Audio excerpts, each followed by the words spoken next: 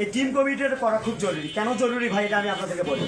আপনারা ভাববেন word committee করা আছে, সেন্টার কমিটি করা আছে, টিম কমিটি কেন করা লাগবে?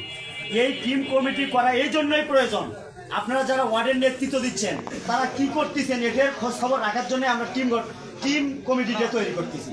এবং যে আমাদের সেন্টার কমিটিটা থাকবে তারা কিভাবে কোথায় কি পরিচালনা করতেছে, নির্বাচনী প্রচারণা করতেছে কিনা, এই কারণেই কিন্তু আমাদের ওই টিমটা মূলত গঠন করা। তো আপনাদের মনে হয় এই বিষয়ে টিমটা নিয়ে অন্তত কোনো দ্বিধাদ্বন্দ্ব থাকার কথা নয়। দ্রুত আপনারা আপনাদের টিম কমিটিটা গঠন করে দ্রুত জিয়া ভাই, আসাদুল এদের কাছে জমা দিবেন।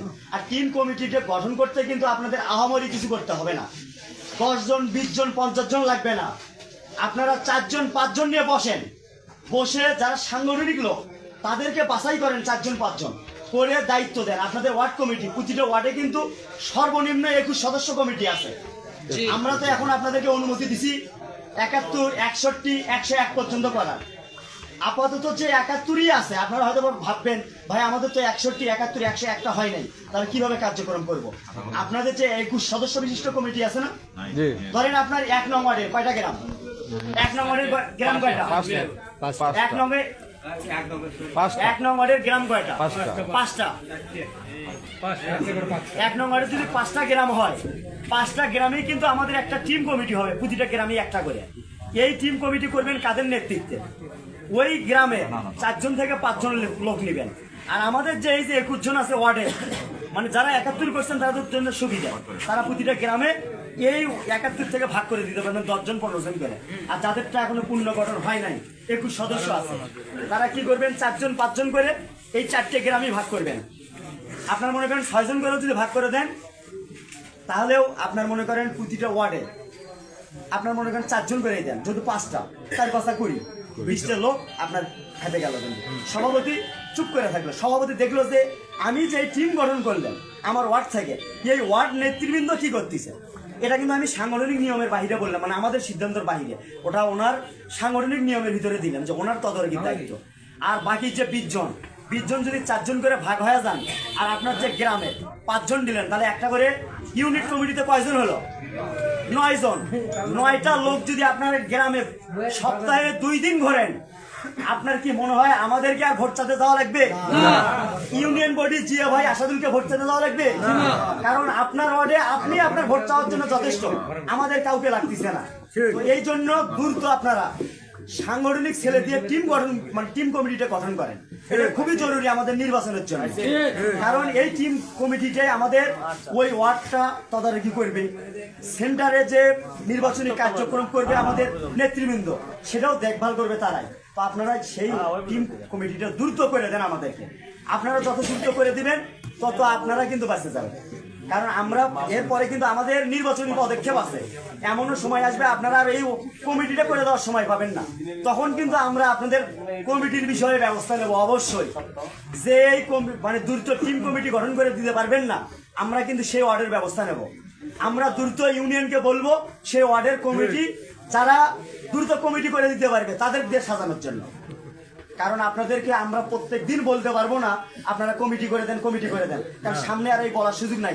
সামনে শুধু এটাই বলবো, ভাই ধানেশিকে ভোট দেন, ভাই সাদিক ভাইকে ভোট দেন, ভাই খালেদা জিয়াকে ভোট দেন, ভাই তারেক রহমানকে ভোট দেন, এটাই শুধু আমাদের চাওয়া থাকবে। সাংগঠনিক আলোচনা আমরা করতে পারবো না। সাংগঠনিক আলোচনা করার যেহেতু আমাদের এই একটাই সময়, সর্বোচ্চ সময় আমরা 1 থেকে 1.5 মাস পাবো খালি অন্তত সাংগঠনিক আলোচনা করার জন্য।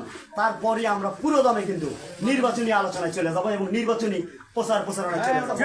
আপনারা মনে করিয়েন না যে নির্বাচন হবে ডিসেম্বরের দিকে।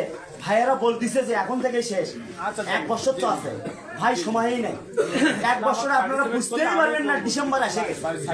নির্বাচন আপনি হয়তো বা ভাববেন সেদিনকে ভাইয়েরা বক্তব্য দিয়ে গেল সামনে নির্বাচনের সময় এসে গেল, আপনারা তখন ভাববেন এই দ্রুত সময়ে কিভাবে নির্বাচন করব আমরা।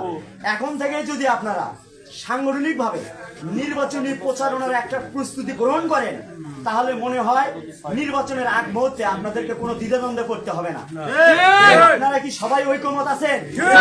1, 2 এবং 3 নং ওয়ার্ড আপনারা আগামীকালকের ভিতর আপনাদের গ্রাম কমিটি, টিম কমিটি সব ইউনিয়নকে জমা দিবেন। আপনারা কি প্রস্তুত আছেন? 1, 2, 3 নং ওয়ার্ড প্রস্তুত আছেন? তাহলে আমরা কিন্তু আগামীকাল আপনাদের 1, 2 এবং 3 নং ওয়ার্ডের সকল গ্রাম ও টিম কমিটি জমা নেবো কিন্তু আমরা যে ওয়ার্ড দিতে ব্যর্থ হবেন সেই ওয়ার্ডের বিরুদ্ধে সাংগঠনিক ব্যবস্থা নেবো আমরা। দ্রুত আপনারা কমিটিগুলো জমা দিবেন, এটা আপনাদের কাছে উদ্যোক্ত আহ্বান। সর্বোপরি আরো একটি আহ্বান, আপনারা এই যে একটা জিনিস বরাবরই আমরা লক্ষ্য করি, মানে আজকের উপস্থিতি দেখে কিন্তু আমার মনটা খুব মানে আত্মতৃপ্তিতে ভরপুর। আমার যুব দল এই রকমই হবে, প্রতিটি প্রোগ্রামে স্বতঃস্ফূর্তভাবে অংশগ্রহণ করতে হবে। কারণ আপনি যদি স্বতঃস্ফূর্ত অংশগ্রহণ না করেন তাহলে তো আগামী জাতীয় নির্বাচনেও স্বতঃস্ফূর্তভাবে ভোট করতে পারবেন না, কারণ তখন দ্বিধাদ্বন্দ্ব তৈরি হবে।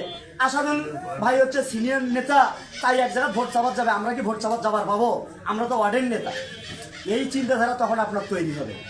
ওই জন্যই আমি বলতেছি আপনারা এখন থেকেই নির্বাচনী কাজ করেন, আসাদুলকে আর লাগবে না। আপনার ওয়ার্ডে আপনি একাই 100, আপনার ওয়ার্ডে যদি আসাদুল তদারকি করতে যায় তাহলে আসাদুলের তো 9টা ওয়ার্ড আছে, আসাদুল 9টা ওয়ার্ডে তদারকি কখন করবে? ওই জন্য আপনারা নিজের ওয়ার্ডগুলোর দায়িত্ব ভাই আপনারা নিজেরাই নেন, এবং ধানের শীষের প্রচারণা এখন থেকেই শুরু করেন, কারণ আমাদের আর বসে থাকার সময় নাই, নির্বাচন খুব সন্নিকটে। এই জন্য আপনারা নির্বাচনী কাজে মাঠে নেমে পড়েন এবং নির্বাচনী প্রচারণা চালিয়ে যান। আর একটি বিষয়, সবাই ভোট যে চাইতে যাবেন, কার উপরে ভোট চাবেন? আপনাদের নেতাকে। আমাদের নেতা হচ্ছে অধ্যাপক ডাক্তার মইনুল হাসান সাদিক, পলাশবাড়ি সাদুল্লাপুর আসনের একমাত্র ধানের শীষের নমিনি। আপনারা তার পক্ষে ভোট চাবেন, এখন থেকেই তার পক্ষে ভোট চান। আপনারা ভোট চাবেন গণতন্ত্রের মা দেশনেত্রী বেগম খালেদা জিয়া, আপসীন দেশনেত্রী, তার পক্ষে ভোট চাবেন। আমাদের দেশ নায়ক তারেক রহমান, যার ভাষণ না শুনলে অন্তত আমরা মনে হয় 5ই আগস্টে এই দেশটা স্বৈরাচার মুক্ত করতে পারতাম না। তার কথা বলে ধানের শীষের পক্ষে ভোট চাবেন, তাহলে জনগণ বুঝবে যে আপনি কার পক্ষে ভোট চাইতে আসছেন। অবশ্যই আপনি যদি এই 3জন নেতার কথা বলে, আমি এই 3জন নেতার কথা বলতেছি কেন, এই 3জন নেতাই আমাদের জীবিত আছে। আর আমাদের শহীদ প্রেসিডেন্ট জিয়াউর রহমান, তার কথা তো বলার আপনার অন্তত 1 নং কিশোর গাড়িতে মনে হয় শহীদ প্রেসিডেন্ট জিয়াউর রহমানের কথা বলা লাগবে না।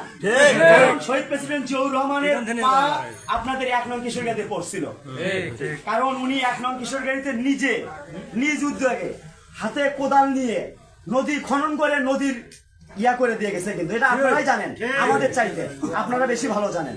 তো এই জন্য জিয়াউর রহমান নিয়ে যদি আরো বলেন, আমি মনে করি যারা বৃদ্ধ বয়স্ক লোক আছে তারা আপনাদের পক্ষে ভোট চাবে, আপনাদের তখন তাদের কাছে ভোট চাওয়া লাগবে না। কারণ আপনি যদি সঠিকভাবে শুধু শহীদ প্রেসিডেন্ট জিয়াউর রহমানের যে আদর্শের আপনি একজন সৈনিক, এই সৈনিকের পরিচয়টা যদি সঠিকভাবে জনগণের মাঝে পৌঁছাতে পারেন, অবশ্যই জনগণই আপনার পক্ষে ভোট করবে। তো ভাই, আপনারা সবাই ঐক্যবদ্ধ থাকবেন, সাংগঠনিক নিয়মগুলো মেনে চলবেন, কোনো অন্যায়মূলক কাজ করবেন না, কোনো জমি দখলের কাজ করবেন না, কারো কোনো টাকা উদ্ধারের কাজ করবেন না, কারণ এটা আমাদের কেন্দ্র থেকে নিষেধ। কারণ আমরা এই ধরনের কাজে এখন যুক্ত হতে পারবো না, কারণ আমরা ক্ষমতায় আসতে পারিনি। আমরা এখনো বিরোধী দল, এখনো আমরা ক্ষমতায় আসতে পারি। ক্ষমতায় আসতে গেলে আমাদেরকে অবশ্যই ধানের শীষ প্রতীক নিয়ে সর্বোচ্চ ভোটে নির্বাচিত হয়ে এবং সর্বোচ্চ আসন নিয়ে সংসদীয় কমিটি গঠন করার পর তারপর কিন্তু আমরা ক্ষমতা হাতে পাবো, তার আগে কিন্তু আমরা ক্ষমতা হাতে পাবো না।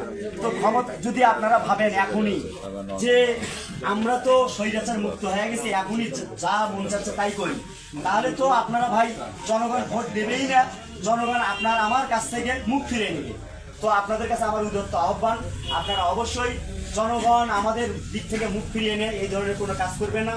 আর আমি যুবদলের 1, 2 এবং 3 নং ওয়ার্ডে নেতৃত্ব দানকারী ব্যক্তিদের কাছে আমার আহ্বান, আপনারা আপনার বাড়ি থেকে যুব দলের দুর্গ করে তোলেন। আপনার বাড়িতে যদি আপনি আপনার যুব দলের কথা না বলতে পারেন, আপনি পার্শ্ববর্তী বাড়িতে বলতে পারবেন না। আপনি আগে আপনার বউকে, আপনার মাকে, আপনার বোনকে, আপনার ভাইকে, আপনার বাবাকে, আপনার চাচাকে, আপনার দাদাকে আগে আপনার যুব দলের দাওয়াত দেন, আপনার ধানের শীষের পক্ষে দাওয়াত দেন, তারপরে অন্যকে দাওয়াত করেন। আপনি যখন আপনি নিজের পরিবারকে ঠিক করবেন, আপনার নিজের পরিবার আপনার অজান্তেই অন্য আত্মীয় স্বজনকে দাওয়াত করবে, তাহলেই কিন্তু ইনশাল্লাহ আমাদের ভোটে ব্যাপক প্রচারণা হবে।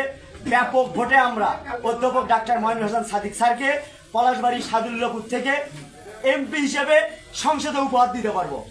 ইনশাল্লাহ আমার বিশ্বাস আছে আপনারা সবাই ঐক্যবদ্ধভাবে কাজ করবেন এটা, এবং আপনাদের কি এই বিশ্বাস আছে আমরা উপজেলা যুবদল আপনাদের পাশে সব সময় আছি, এই বিশ্বাস কি আছে আপনাদের? আছে তো সবার এই বিশ্বাস? এই বিশ্বাসটা রাখবেন ইনশাল্লাহ আগামী জাতীয় নির্বাচন পর্যন্ত। হয়তো ভাববেন কেন ভাই আগামী জাতীয় নির্বাচন পর্যন্ত কেন, আপনারা তারপরে যদি আমরা দায়িত্ব থাকলাম না, যুবদলের অন্য কেউ তো দায়িত্ব আসতে পারে, কিন্তু আমাদের দ্বারাই আপনারা কখনোই কোনো অন্যায় কাজে মানে অন্যায়মূলক কাজ করাতে পারবেন না।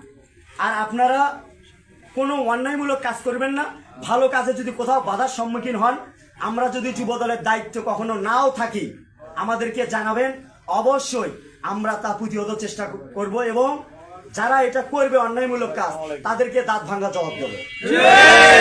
কোনো কারণ নাই, আমরা যুবদল তৃণমূল যুবদলের সঙ্গে সার্বক্ষণিক আছি। আপনারা শুধু আপনাদের পাড়া মহল্লায় ঘরে যুবদলের দুর্গ করে তোলেন। আমি আর বেশি কিছু বলতে চাই না, আমার সংক্ষিপ্ত আলোচনা আমি এখানেই শেষ করছি। বাংলাদেশ জিন্দাবাদ, বাংলাদেশ জাতীয়তাবাদী যুবদল জিন্দাবাদ। আজকের উপস্থিতি 1 নং কিশোরগড়ি ইউনিয়ন যুবদলের 1, 2, 3 নং ওয়ার্ড যুবদলের সকল নেতৃবৃন্দকে জানাই পলাশবাড়ী উপজেলা যুবদলের পক্ষ থেকে অসংখ্য ধন্যবাদ। আসসালামু আলাইকুম। সম্মানিত উপস্থিতি, এই পর্যায়ে আপনাদের সামনে বক্তব্য রাখবেন পলাশবাড়ী উপজেলা যুবদলের সংগ্রামী সদস্য সচিব জনাব রাজু আহমেদ ভাই।